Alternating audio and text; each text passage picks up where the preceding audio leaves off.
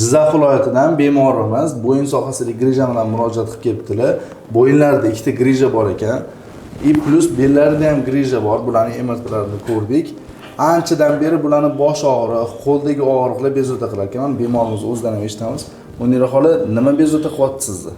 Boshim og'riydi, quloqlarim bitadi. Qo'llarim og'riydi, uyushadi qo'llarim, yelkam og'riydi. Belimdagi grija oyog'imga beradi. Boshdan oxirigacha suyagim. Tas tomonim ko'proq og'riydi. Grijaniki uni hammasini Anchadan beri yuribsiz. Ancha vaqtdan. Hozir bilan test spurlinga ham qildik, bo'yin grijalarini tekshirdik. U poложительный chiqdi, og'riqlar bor. Biza xudo xolasa bilan 10 kun davomida davolaymiz. Faqat bular yoshlari katta, ayol kishi bo'lganlari uchun o'zlariga nima lechena qilayotganini sizlarga ko'rsatib bera olmaymiz. Bizga ayollarga faqat ayol kishilar lechena qiladi. Lekin bularning o'rniga erkak kishi model tanlaymizda, bularga qilinadigan lechena o'sha odamga qilinib, nimalar qilganimizni sizlarga tushuntirib berib ketamiz va 10 kundan keyingi holatlarini xudo xolasa o'zlaridan intervyu qilib olamiz. Ko'rdingiz, bo'yin sohasida grijalar bor, belda bor, tizza bo'g'im og'riq bor. Lechenani qisman ko'rsatib o'tib ketamiz. Ular ayol kishi bo'lgani uchun ko'rsata olmaganimiz uchun mana erkak kishida ko'rsatyapmiz. Bo'yin grijasi holatida bizda nima bezovta qiladi? Bo'yin sohasidagi grija nerv ildizini qisgani uchun bo'yinda qisman hamda yelka bo'g'im va qo'lda og'riqlar bo'ladi. Kuchli bosh og'riqlar bo'ladi va qo'lda o'shishlar bo'ladi. Bosh og'riq odatda bo'yin sohasidagi grija evaziga mana shu bosh orqa qismidan boradi. Qisman boshi yon qismi, ya'ni qulog'i ustki qismlari og'rishi boshlaydi. Misol uchun mana grija evaziga trapetsioidniy mushaklarimiz kuchli spazm bo'lib qolgani uchun bosh og'riq boya ko'rsatgandek orqadan qisman boshi yon qismiga o'tadi. Mana shu. Endi bu holatda biza bo'yin grijasi holatda bemorlarimizga boyagi yosh katta xolalarga nimani qildik? Biza bo'yin sohasidagi nervlarni uyg'otuvchi nuqtalarga igla refleksi terapiya qilib chiqdik. Hamda mana ko'rishingiz mumkin, trapetsioidniy mышцalarga qo'ydik. Bu bosh og'riq nuqtalariga ham qo'ydik. Qo'lga beradigan og'riq uvushishlardan xalos bo'lish uchun ham bu nuqtalarga qo'ydik. Hamda qo'shimchasiga miostimulyatsiya. Mana mushaklarni hozir o'ynatishini ko'rasizlar, apparatimizdan eng chuqur mushaklarni ham o'ynatadi. Qo'shimcha miostimulyatsiya qildik. Bu mushaklarning spazmini oladi va qon aylanishini yaxshilaydi. Bu bo'yindagi og'riqlar o'sha bo'yin grijasida evaziga kelib chiqqan shikoyatlarga qo'yildi. Belda nima qildik? Belda kvadratniy mышцаlar bor, мышцы выпрямляющий позвоночник bor. O'sha mushaklarga hamda vertebral mushaklarga igla refleksi terapiya qildik. Maqsad nima? Nervlarni uyg'otish, nerv o'tkazuvchanligini yaxshilash, kvadratniy mышцаlardagi spazmlarni olish va qon aylanishini yaxshilash. Shu maqsadda qo'ydik. Ham boksada bizda og'riq bo'ladi, to'g'rimi? Boksadagi og'riqlarga javob beruvchi nuqtalarga qo'ydik. Yurdagi mushaklar bo'shashib, nerv qisishi kamayishi uchun. Bu bir qismini ko'rsatdik sizlarga. Lechenamizning bir qismini ko'rsatdik. O'zi aslida juda ko'p nuqta bilan ishlaymiz. Bu yerda ham mana ko'rishingiz mumkin, boksadagi mushaklarimiz qisqarishini. Ya'ni eng chuqur mushaklargacha ham ishlov beriladi. Ninalar shunaqa qo'yilganki, mana bu apparat jo'natgan impulslar har bitta nina orasida uzluksiz bog'liq bo'ladi. Hamda bu lechenamizning effektini kuchaytirib olib boradi. Qo'shimchasiga biz nima qilamiz? Infrakrasniy облучение qilamiz. Infrakrasniy облучение qilamiz. Bu bizga nimaga yordam beradi? Bu eng chuqur mushak bo'g'imlaridagi shamollashni olishga yordam beradi. Ko'pchilik shamollash bilan keladi. O'sha mushak va bo'g'imlaringizdagi shamollashni olishga yordam beradi. Endi bu lechenalarimizdan tashqari yana ko'plab lechena bor. Hammasini ko'rsatishga tabiiyki uspet qilmaymiz. Misol uchun tizzaga qanaqa qo'yish, tizzaning nuqtalari bor, ularni hammasini ko'rsatishga vaqti bo'lmaydi. Mana bel holatlarida biz qisman ko'rsatdik. Bundan chuqurroq belga qiladigan muolajalarimiz bor. Grijani so'rilishiga yordam beradigan muolajalarimiz bor. Buni qisman ko'rsatdik. Endi igla refleksi terapiyadan keyin nima qilinishi kerak? Ya'ni UVT ni qanaqa ishlashimizni tushuntiraman hozir. Bu udarno-volnovoy terapiyamiz, ya'ni zarb to'lqinli terapiya. Bu apparatimiz to'lqin jo'natadi va mushaklardagi og'riqlarni kamaytirishga, eski hujayra o'lib, o'rniga yangisi kelishini ta'minlab berishga yordam beradi.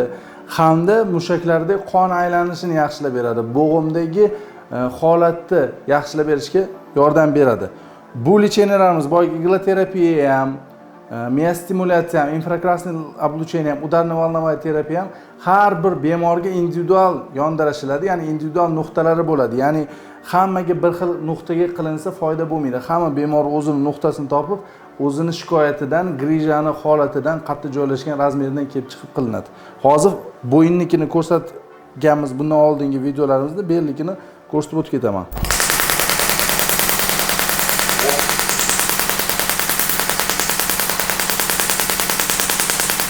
Mana.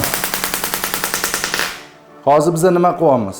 Bu yerda kvadratniy mышцаларga, belni bukib, ko'tarishga yordam beradigan mышцы позвоночник bor. Глубокий mышцалар va bularga to'lqin jo'natyapmiz va ularni spazmini olishga, og'riqlarni olishga, qon aylanishini yaxshilashiga, regeneratsiya, ya'ni eski hujayra tezroq o'lib o'rniga yangi kelishiga turtki beryapmiz. Bu yerga qildik, keyin nima qilinadi? Keyin boksa qismi bilan ishlanadi. Boksa qismi bilan xuddi shunaqa ishlanadi, to'lqin jo'natadi. Ya'ni zarb to'lqinli terapiya bilan davolaymiz. Keyingi muolajamiz bu magnitoterapiyani ko'rsatamiz, lekin aytib o'taman, biz hozir iloji boricha video ko'p minutlar bo'lib ketmadi. Qisman lechenamizni bir qismigina sizlarga ko'rsatamiz. Bundan tashqari yana 5-6 xil lechenalarimiz bor.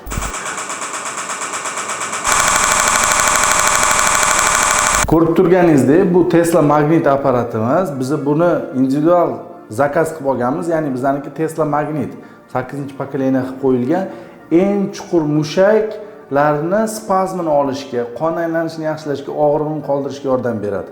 Hamda ko'rib turganingizda odamning qo'lini ishlatishini ko'rdingiz, oyog'ida qanaqa ta'sir qilayotganini ko'rdingiz. Eng chuqur nervlaringizni stimulyatsiya qiladi va ulardagi nerv o'tkazuvchanligini tiklashga yordam beradi. Bu reabilitatsiyada bizga kuchli yordam beradi hamda grijalar so'rilishida ham bu apparat o'zini effektini ko'rsatadi. Hamda bu apparatimiz yana qo'shimcha insultdan keyingi reabilitatsiyalarda ham juda ham kuchli yordam beradi. Jizzax viloyatidan Munira xolamiz bizga bosh og'riqlari, yelkadagi og'riqlar hamda bel grijasi, tizza bo'g'imidagi og'riqlar bilan keluvdilar. Bizga kelgan holatlarni, shikoyatlarni o'zingiz eshitdinglar. Mana 10 kun davomida neyroreabilitatsiya qildik. Ya'ni igloterapiya, nina bilan davolash, elektroakupunktura, udarno-volновая terapiya, to'lqin bilan davolash, Tesla magnit, infrakrasniy облучение, miya stimulyatsiya yordamida davoladik va davolash kursimizdan keyingi holatda bitta o'zingiz aytib beringchi, qanaqa o'zgarishlar? Xudoga shukr, yaxshiman.